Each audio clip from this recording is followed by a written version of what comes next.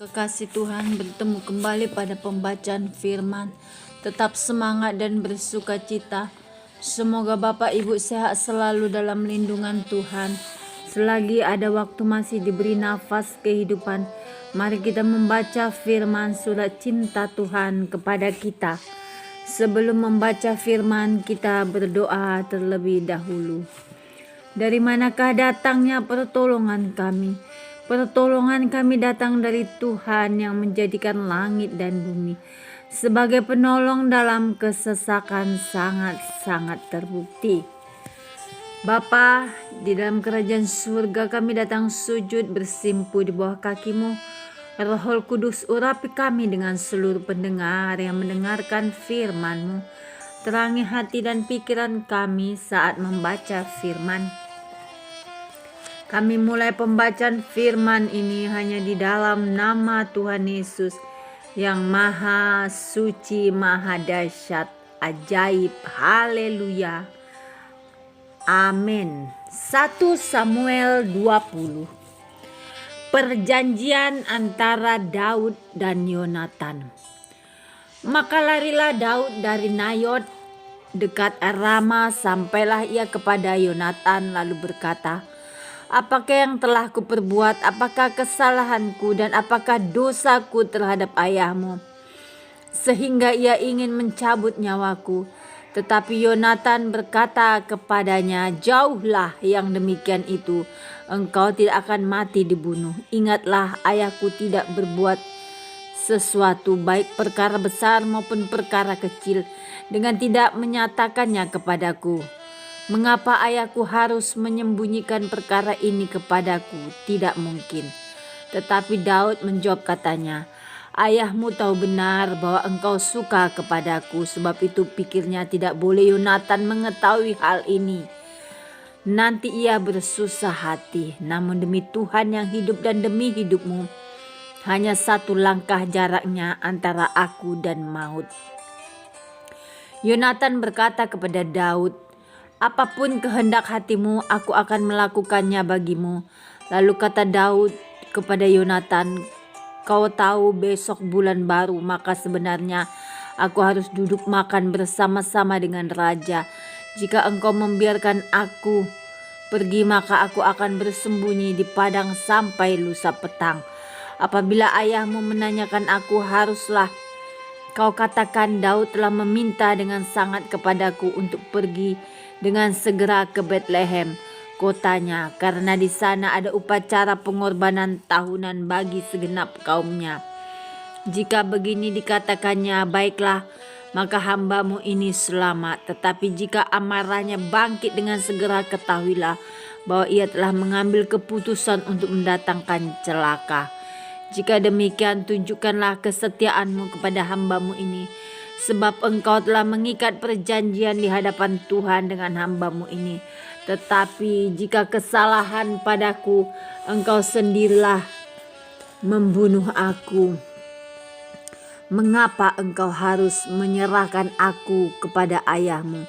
Tetapi jawab Yonatan, "Jauhlah yang demikian itu, sebab jika ku ketahui dengan pasti bahwa ayahku telah mengambil keputusan untuk mendatangkan celaka kepadamu, masakan aku tidak memberitahukannya kepadamu?" Lalu bertanyalah Daud kepada Yonatan, "Siapakah yang akan memberitahukan kepadaku apabila ayahmu menjawab engkau dengan keras?" Kata Yonatan kepada Daud, "Marilah kita keluar ke padang." Maka keluarlah keduanya ke padang. Lalu berkatalah Yonatan kepada Daud, "Demi Tuhan Allah Israel, besok atau lusa kira-kira waktu ini aku akan memeriksa perasaan ayahku. Apabila baik keadaannya bagi Daud, masakan aku tidak akan menyuruh orang kepadamu untuk memberitahukannya kepadamu? Tetapi apabila ayahku memandang baik untuk mendatangkan celaka kepadamu, beginilah kiranya Tuhan menghukum Yonatan, bahkan lebih lagi daripada itu. Sekiranya aku tidak menyatakannya kepadamu dan membiarkan engkau pergi sehingga engkau dapat berjalan dengan selamat, Tuhan kiranya menyertai engkau. seperti ia menyertai ayahku dahulu. Jika aku masih hidup, bukankah engkau akan menunjukkan kepadaku kasih setia Tuhan? Tetapi jika aku sudah mati, janganlah engkau memutuskan kasih setiamu terhadap keturunanku sampai selamanya. Dan apabila Tuhan melenyapkan setiap orang dari musuh Daud dari muka bumi, janganlah nama Yonatan terhapus dari keturunan Daud, melainkan kiranya Tuhan menurut balas daripada musuh-musuh Daud. Dan Yonatan menyuruh Daud sekali lagi bersumpah demi kasihnya kepadanya, sebab ia mengasihi Daud seperti dirinya sendiri. Kemudian berkatalah Yonatan kepadanya, besok bulan baru, maka engkau nanti akan ditanyakan, sebab tempat dudukmu akan tinggal kosong. Tetapi lusa engkau pasti akan dicari. Engkau harus datang ke tempat engkau bersembunyi pada hari peristiwa itu, dan duduklah dekat bukit batu. Maka aku akan memanahkan 3 anak panah ke samping batu itu, seolah-olah aku membidik suatu sasaran. Dan ketahuilah, aku akan menyuruh bujangku, pergilah mencari anak-anak panah itu. Jika tegas kukatakan kepada bujang itu, lihat anak-anak panah itu lebih kemari, ambillah. Maka datanglah, sebab demi Tuhan yang hidup engkau selamat dan tidak ada bahaya apa-apa. Tetapi jika begini kukatakan kepada orang muda itu, lihat anak-anak panah itu lebih ke sana, maka pergilah, sebab Tuhan menyuruh engkau pergi. Tentang hal yang kita janjikan itu antara aku dan engkau, sesungguhnya Tuhan ada di antara aku dan engkau sampai selamanya. Sesudah itu bersembunyilah Daud di padang. Ketika bulan baru tiba, duduklah raja pada meja untuk makan. Raja duduk di tempatnya seperti biasa dekat dinding. Yonatan berhadapan dengan dia. Abner duduk di sisi Daud, di sisi Saul. Tetapi tempat Daud tinggal kosong. Dan Saul tidak berkata apa-apa pada hari itu, sebab pikirnya barangkali ada sesuatu yang terjadi kepadanya. Mungkin ia tidak tahir, ya tentu ia tidak tahir. Tetapi pada hari sesudah bulan baru itu, pada hari yang kedua, ketika tempat Daud masih tinggal kosong, bertanyalah Saul kepada Yonatan anaknya, mengapa anak Isai tidak datang makan, baik kemarin maupun hari ini?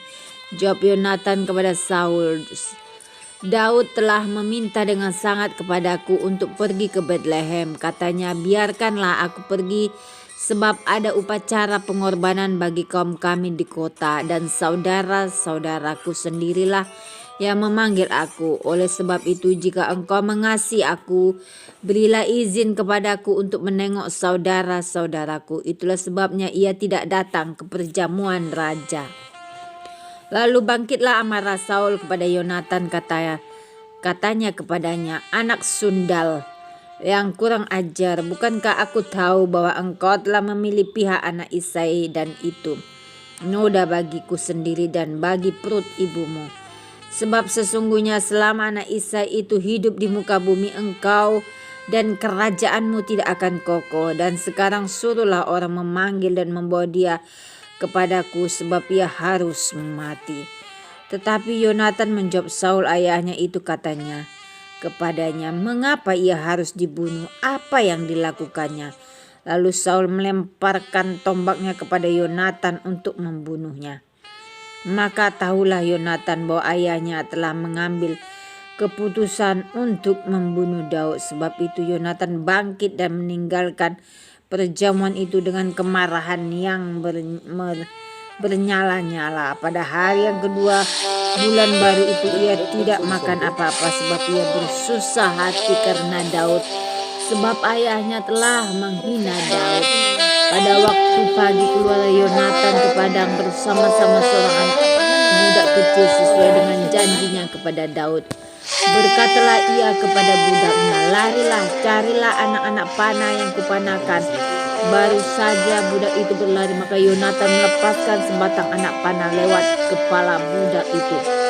Ketika budak itu sampai ke tempat letaknya anak panah yang dilepaskan Yonatan itu, maka berserulah Yonatan dari belakang budak itu, katanya, bukankah anak panah itu lebih ke sana? Kemudian berserulah Yonatan dari belakang budak itu, ayo cepat, jangan berdiri saja. Lalu budak Yonatan memohon anak panah itu dan kembali kepada tuannya. Tetapi budak itu tidak tahu apa-apa, hanya Yonatan dan Daudlah yang mengetahui hal itu. Sesudah itu Yonatan memberikan senjatanya kepada budak yang menyertai dia dan berkata kepadanya, pergilah, bawalah ke kota. Maka pulanglah budak itu. Lalu tampillah Daud dari sebelah bukit batu. Ia sujud dengan mukanya ke tanah dan menyembah 3 kali. Mereka bercium-ciuman dan bertangis-tangisan. Akhirnya Daud dapat menahan diri. Kemudian berkatalah Yonatan kepada Daud, pergilah dengan selamat. Bukankah kita berdua telah bersumpah demi nama Tuhan, demikian Tuhan akan ada di antara aku dan engkau, serta di antara keturunanku dan keturunanmu sampai selamanya. Setelah itu bangunlah Daud dan pergi, dan Yonatan pun pulang ke kota. Amin. Terima kasih Tuhan Yesus yang maha dahsyat, maha mulia. Kami sudah memperdengarkan dan mendengarkan firman hari ini. Berkati para pendengar channel YouTube ini. Berikan kesehatan, rezeki, kekuatan iman yang baru dalam menjalani kehidupan hari ini. Kuasa darah Yesus mengutus kami untuk terus maju membaca, merenungkan serta melakukan firman-Mu. Sembuhkan yang sakit Tuhan, yang lemah imannya Engkau berikan Tuhan. Iman yang baru ya Bapa, pengharapan yang baru ya Tuhan. Yesus, Tuhan, hanya Engkaulah sumber di atas segala sumber hidup kami, perisai gunung batu kami. Engkaulah Tuhan, jawaban atas segala setiap problema kami. Kami percaya kepadamu Tuhan. Terpujilah Engkau Yesus, Allah yang kami puja, kami sanjung, kami cinta selamanya. Hanya Yesus, kekasih jiwa kami. Haleluya, amin.